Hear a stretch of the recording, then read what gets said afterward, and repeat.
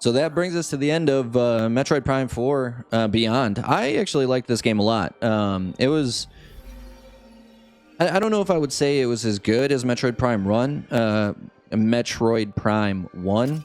And I haven't played 2 or 3, I don't think. I don't remember those 2 games. But I did think this was a good game for the lack of amount of people that I saw talking about it. Like, it was fun. It had cool... had cool level design. I liked the idea of the motorcycle that you would use. There were some things that I think could have been better. Like I was saying, once I'm in this the sand dune area, I think it would have been nice to be able to fast travel to certain parts of that area. But I understand why they didn't. It's not that's not normally a part of like a Metroidvania game, specifically not Metroid.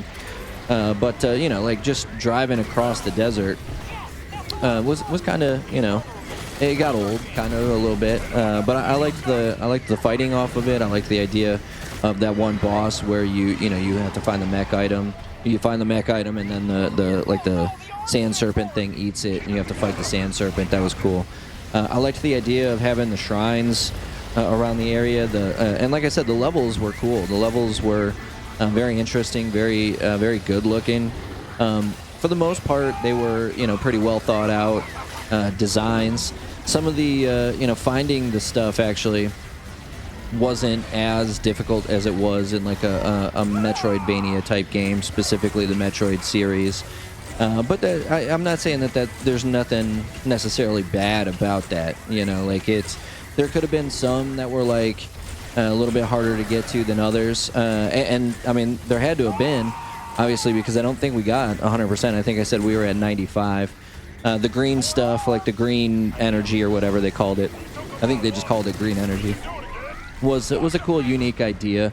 It gave you the new suit. The new suit is fucking rad. The white color, I thought, looked slick, looked really nice. I thought it was a cool addition, because I don't think she's ever been white before. Like, I don't think she's ever had a white suit before, so that was kind of cool.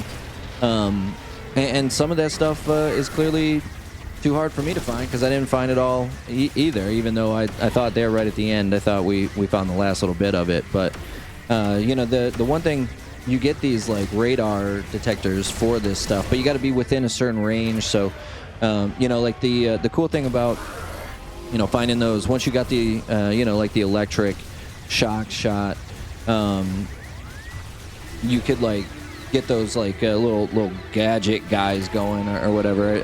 I'm not sure what they're called, but then they highlighted where like all the secrets were, like all the missile expansions and the element weapon expansions and the energy tanks and stuff like that. So I thought that was kind of cool. You kind of get that with the green energy, but you got to be within a certain radius of it.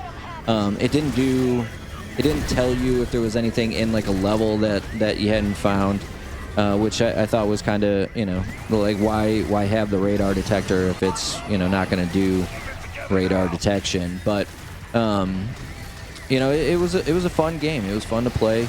It was on the easier side. It's definitely one of the more accessible. We kind of struggled there at the end with that last boss, but really the struggle comes from, okay, he's doing this move, how do I counter it? Or this is happening, can I jump over this? Do I have to do I have to spider ball underneath it? Can I use the power bombs? Can I use my super missiles? How does this work? It wasn't as difficult in so much of like a Metroid 1 or 2, like a platformer Metroid, where it's like, okay, I have these 3 platforms I have to stand on because there's lava underneath. I got to dodge the missiles that he's shooting, but also the the flying guys that are coming through. So it wasn't as difficult in terms of like straight up difficulty of the fight, but I mean there were moments where it was like, okay, how do I got to figure out how to attack this guy. So that the boss fights were cool, and for the most part I enjoyed playing this game quite a bit. So I'm actually kind of surprised that like I feel like everybody kind of shat on it. Our one friend, Imaginator, right, Colby, he said it was the best Metroid Prime game he had played. While I think again, it's been it's been a little while, but I do remember playing the remaster of Metroid Prime, and I honestly I don't remember 2 or 3, so I would have to put it above those 2 games. But I don't know. I don't know if I would say that this was better than 1 or not. Like, because 1 has some benefits of it. The fact that it doesn't tell you where all the missile expansions and stuff are is kind of cool, because it kind of forces you to go back to those different areas and kind of look around and see if you can find spots that you haven't found yet, find things you haven't found, and you have that for this, in this particular part. But it was pretty simple, and it was very time efficient, for a lack of a better term, to just have those little targets on where to go, what place, what specific areas had items that I hadn't collected yet. So a little give and take. Like, I like the idea of it being more accessible, but I also kind of miss the challenge of just trying to find these things on my own. So, kind of a little give and take there. The constant popping up of Mackenzie, right, wasn't as annoying as it was at first. Like, there were a few things that did annoy me about him a lot, and that was like every time we would get a new weapon, or we'd get a new ability or whatever, he would be like, "Oh, hey, come on back, and I can fix you up with this thing." And then we would get it, and then we would leave the area again, and he'd be like, "Oh, now that you have this, you should go here."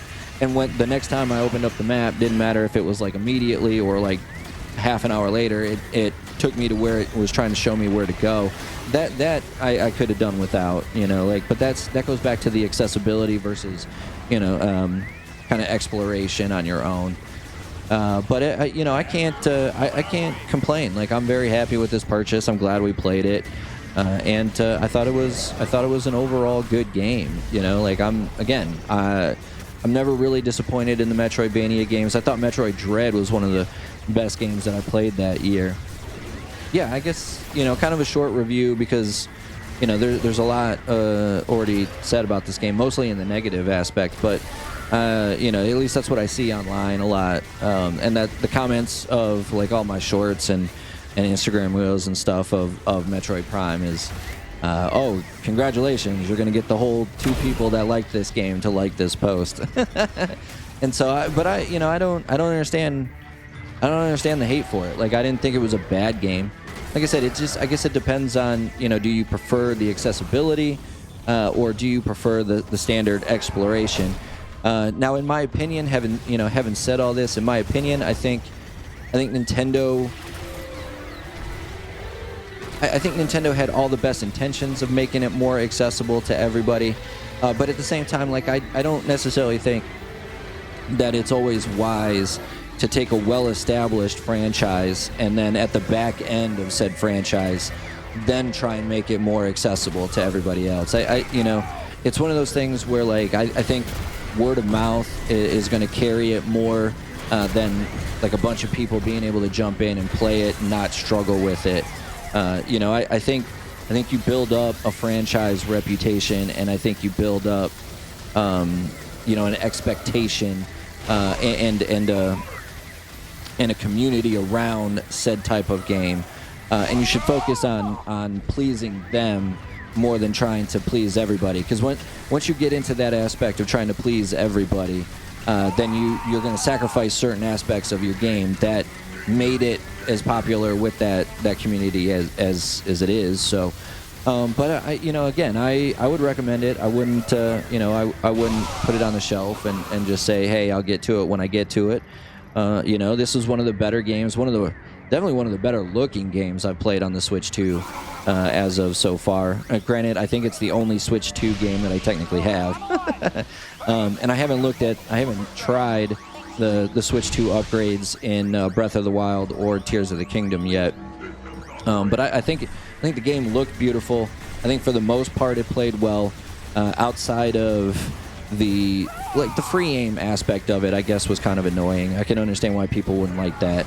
You lock on to like the middle section, but it's like, no, I want to target its tail, or I want to target its hand, or like in the case of Sylux, the final boss, when he's got those like dragon heads or whatever, I want to target the dragon head I don't want it to just target him, and then I end up just having to free aim to the to what I'm really trying to hit anyway. So that probably wasn't a very well thought out part of the game. I will say that. But I enjoyed it a lot. I think it's worth every penny. And you know, if you're a Metroid fan, I think you would enjoy this game. And you know, even if you're not a Metroid fan, I think you would enjoy this game because it does give you a good introduction to what Metroidvania is, and but it's not going to make you suffer. It's not going to make you struggle like a Dark Souls game, right? Like Dark Souls, going back to, you know, franchise expectations. Everybody expects Dark Souls or Soulsborne type games to be difficult, and for the most part, they don't hold your hand at all. You know, they just kind of throw you in and say, "Hey, have at it, Hoss. Good luck." And if you stick with it, you'll win. If not, oh well. And so there's, you know, a lot of credit to From Software for doing that. But again, no hate towards Nintendo. You just come off the Nintendo Switch, which is the best-selling Nintendo console of all time. You're trying to get people to buy into the Switch too. But you know, your idea, instead of, you know, kind of staying true to your certain franchises and your certain ideals and your certain built-in expectations, you deviate from that a little bit, and you know, certain areas of it suffer a little bit, but it didn't get to the point where I didn't like playing the game. You know, like I did generally enjoy it, and I do recommend it. I'm gonna give it 1.5 thumbs up. I'm gonna give it 1.5 thumbs up, just because, you know, that aiming thing kind of irked me a little bit. I'm not gonna lie, the free aim stuff, and you know, the other thing is, like, again, like the different types of weapons looked like they should have come into play a little bit more, and they just didn't. So, but I mean, 1.5 is still good. Like, I still recommend it. I still think I got my money's worth, and I think you guys would enjoy it as well.